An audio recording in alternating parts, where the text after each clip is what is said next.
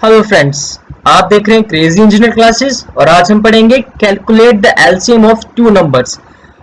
Two numbers का LCM calculate करने से पहले हमें ये पता होना चाहिए कि एलसीएम होता क्या है और हम इसे कैसे फाइंड करते हैं। मेरे बहुत सारे भाई ऐसे हैं जिनको पता होगा एलसीएम क्या होता है और इसे हम कैसे फाइंड आउट करते हैं, और मेरे बहुत सारे भाई ऐसे भी होंगे कि जिन्हें अभी तक ये नहीं पता है कि एलसीएम क्या होता है। तो ये वीडियो मैं उन भाइयों के लिए बना रहा हूँ ज्यादातर जिनको नहीं पता है कि एलसीएम क्या होता है, उसको हम फाइंड आउट कैसे करते हैं। भाइयों देखिए, सबसे पहले मैं आपसे एक क्वेश्चन पूछता हूँ कि जो हमारा एलसीएम होता है, जो देखिए ये मैंने लिखा है एलसीएम, इसकी फुल फॉर्म क्या होती है। बहुत सारे मेरे भाई हैं जिन्होंने आंसर दिया है लीस्ट कॉमन फैक्टर, और बहुत सारे मेरे भाई हैं उन्होंने कुछ और आंसर दिया होगा। तो मैं बता दूं, जिन भाइयों ने आंसर दिया है लीस्ट कॉमन फैक्टर, वो उनका आंसर क्या है, गलत है। एलसीएम की जो फुल फॉर्म की होती है वो क्या होती है, लीस्ट कॉमन मल्टीपल्स। हम इसमें क्या निकालते हैं, सबसे छोटा मल्टीपल निकालते हैं। और आज तक जो हम एलसीएम निकालते आए हैं वो हम कुछ इस तरह निकालते हैं। ये देखिए मैंने एग्जांपल लिया है यहाँ पे 5 और 6 का एलसीएम निकाल रहा हूं मैं यहाँ पे। मैं क्या करूंगा, मैं तब तक इसको निकालूंगा जब तक लास्ट में मेरे पास 1 1 नहीं आ जाता।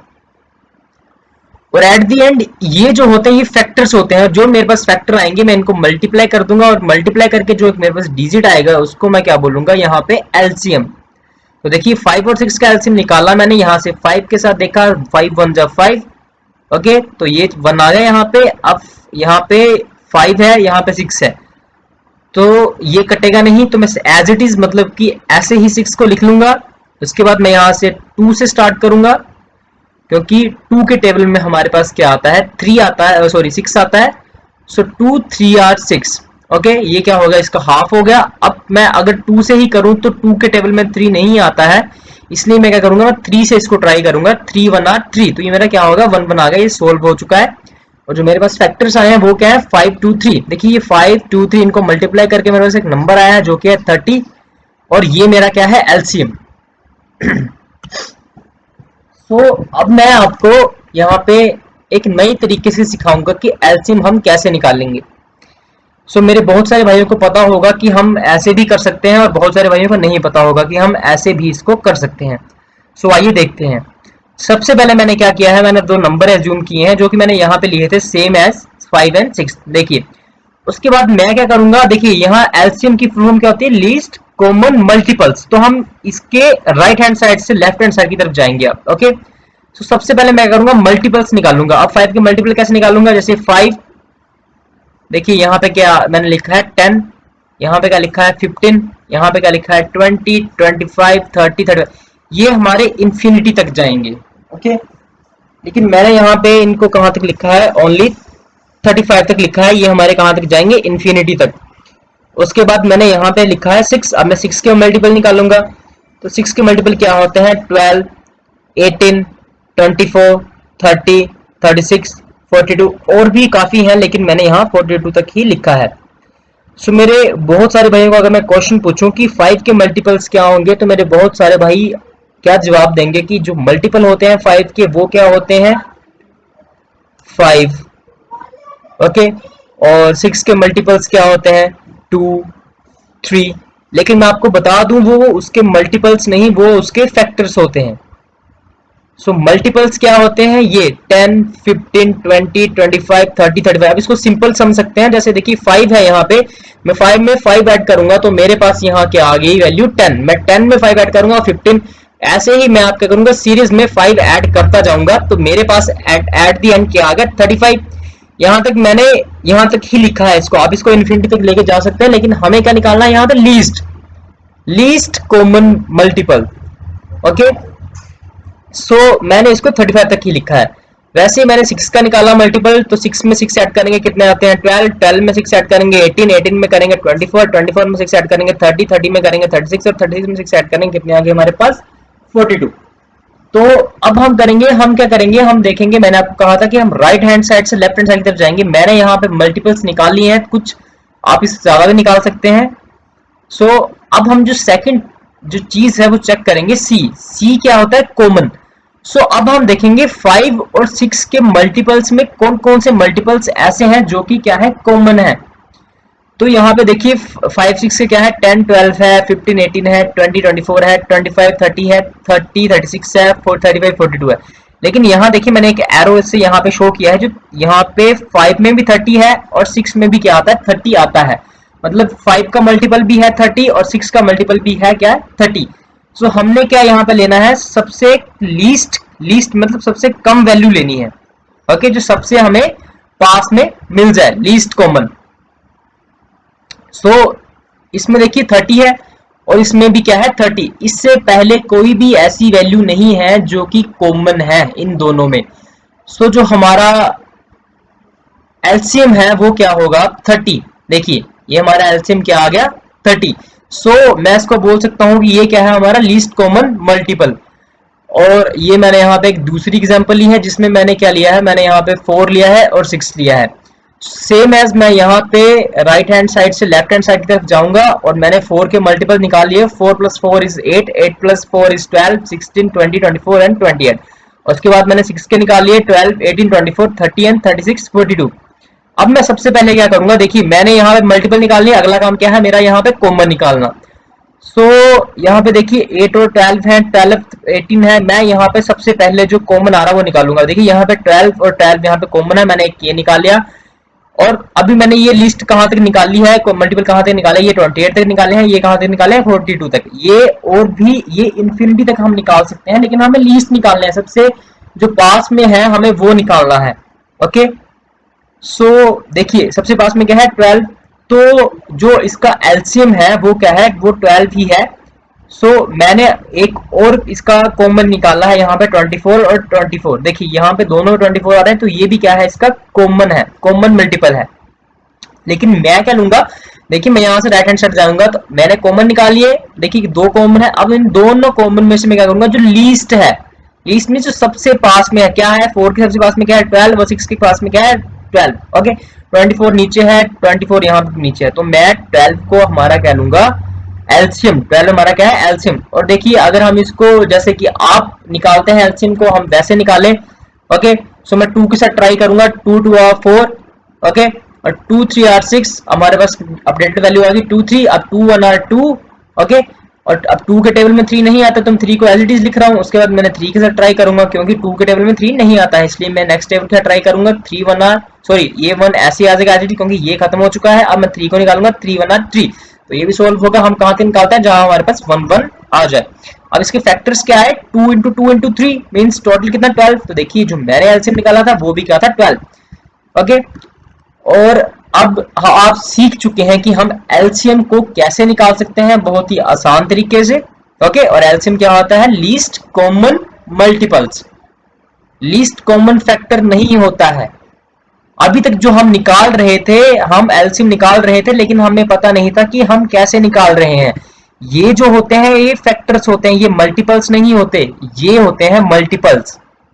ओके, सो जो थर्ड चीज है देखने वाली वो क्या है, अब देखिए अब ये जो वैल्यूज हैं ये आप कहां तक निकालेंगे। मींस जैसे मैंने 5 लिया था, डिजिट 5 ली थी, इसका मैं क्या निकाल रहा था, मल्टीपल निकाल रहा था, इसका मुझे एलसीएम निकालना था। सो मैंने 10 5 50, ये देखिए मैं 35 तक निकाला है इसको। लेकिन क्या 35 तक निकालना जरूरी है, नहीं।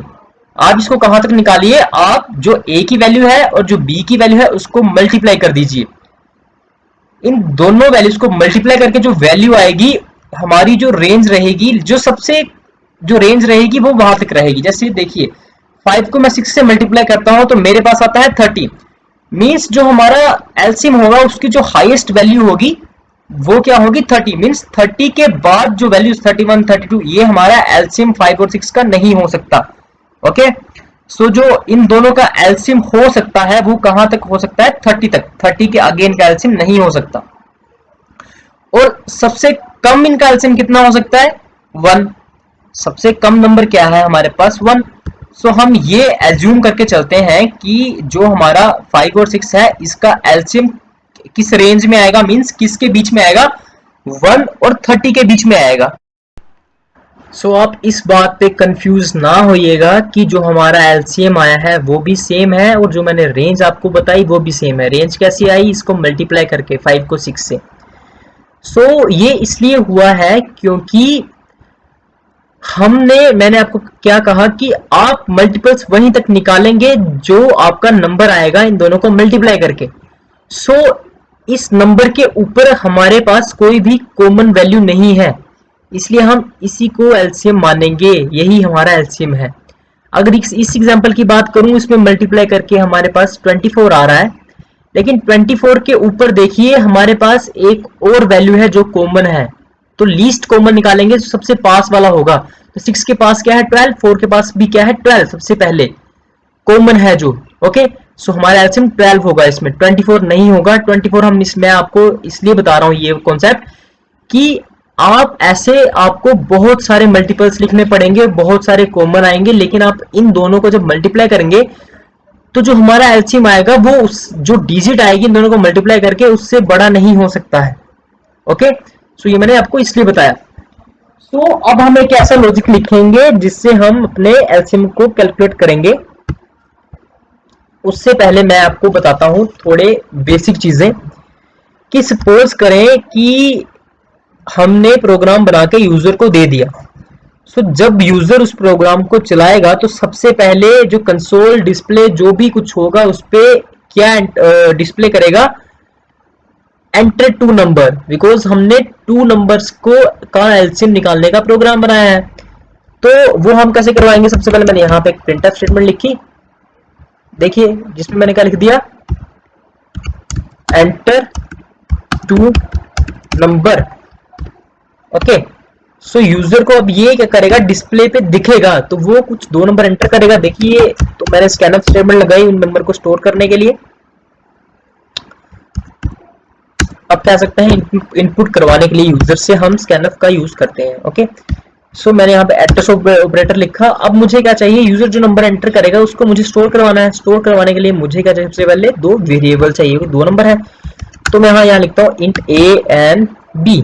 मैंने ए भी ले लिए, ये मेरे 2 वेरिएबल डिक्लेयर हो गए। अब मैं जो यूजर इनपुट करवाएगा वैल्यू वो कहाँ जाएगी, मेरी ए और बी में। अगर आपको नहीं पता है कि प्रिंटफ, स्कैनफ, इंट में मेरी हेडर फाइल कैसे काम कर रही है तो आप हमारी पुरानी वीडियोस जरूर देखें, उसमें हमने अच्छे से बताया कि ये काम कैसे कर रही है। तो अभी तक क्या हुआ है कि जो हमारे यूजर था उसने वैल्यूज तो एंटर कर दी। ये देखिए मैं आपको रन करके दिखाता हूँ, हमारा इतना प्रोग्राम वर्क कर रहा है इस टाइम। देखिए 5 एंटर कर दिया, 6 एंटर कर दिया, लेकिन उसके नीचे हमारा एलसीएम कैलकुलेट नहीं हो रहा है।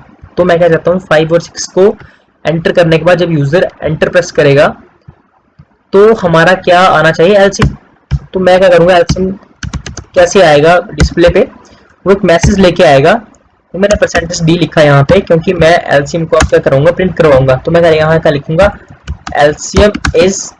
ओके, देखिए एलसीएम को स्टोर करने के लिए मुझे अब एक और फिर से वेरिएबल चाहिए, तो मैं उसको एल नाम देता हूँ। मुझे ऊपर डिक्लेयर भी करना पड़ेगा। देखिए मैंने इसको क्या ले लिया, एल। अब देखिए मुझे एक ऐसा लॉजिक लगाना है कि जिससे मैं यहाँ पे प्रिंट करवा सकूं एल की वैल्यू, मींस एलसीएम, इन 2 नंबर का एलसीएम। मैं क्या करूंगा, देखिए मैं सबसे पहले क्या करूंगा, मैं एक इफ स्टेटमेंट लगाऊंगा यहाँ पे, और मैं उसमें क्या लिखने वाला हूं कि देखिए मैंने आपको यहाँ बताया था कि ये मैंने एल लिखा है, मींस एल की क्या वैल्यू आएगी, मींस एल की वैल्यू का मतलब क्या है कि जो हमारा एलसीएम है 1 और 30 के बीच में रहेगा। जो 30 होगा मींस 1 और 30 के बीच में होगा, जो वैल्यू यहाँ पे लिखी होगी वहां तक आएगा।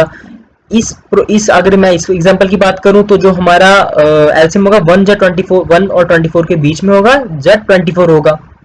ओके, मैं क्या करूंगा, मैं एल को डिवाइड करूंगा ए से और बी को भी डिवाइड करूंगा एल से, और मैं लूंगा क्या, रिमाइंडर। ये मॉड्यूलो ऑपरेटर है, ये क्या करता है, रिमाइंडर रिटर्न करता है। ओके, मैं यहाँ अगर डिवाइड लगाता, साइन यूज करता तो क्वोशंट रिटर्न करता, लेकिन मुझे क्या चाहिए, रिमाइंडर, क्योंकि मुझे क्या करना है, डिवाइड करा के 0 पाना है। अगर ये दोनों डिवाइड होंगे मींस एल की वैल्यू 1 होगी। मैं यहाँ पे लूप लगाऊंगा, मैं चेक करते जाऊंगा। ओके, जैसे यहाँ पे 30 आएगा, 30 डिवाइड करेगा 5 को, तो हमारी जो वैल्यू है देखिए 5 6 से 30, तो रिमाइंडर कितना आया 0। सो दूसरे में यहाँ पे क्या है 30, तो एल क्या आ जाएगा, यहाँ जब यहाँ 30 होगा यहाँ भी 30 होगा, 30 को डिवाइड करेंगे हम किससे, देखिए 6 है, तो 6 5 का 30 होता है, तो हमारे पास फिर से रिमाइंडर क्या है 0, तो हम चाहते हैं हमारे पास रिमाइंडर आए 0, तभी हम एलसीएम को फाइंड कर सकेंगे। तो जो भी यहाँ पे एल में जो टर्म आएगी, अगर वो कुछ ऐसी टर्म होगी जो हमारे ए को डिवाइड करके रिमाइंडर में 0 लेके आएगी, ओके, सो वो हमारा एलसीएम होगा। और ये क्या है हमारे पास, देखिए मैं आपको गूगल क्रोम में दिखाता हूँ, ये हमारे पास लॉजिकल एंड है। ये क्या करता है मैं आपको बताऊंगा, देखिए अगर यहाँ पे सिंगल एंड लगा होता है वो बिट वाइज एंड होता है, वो मैं आपको बाद में बताऊंगा अगली वीडियोस में बिट वाइज एंड क्या होता है। अभी हम सॉरी इस पे बात कर लेते हैं।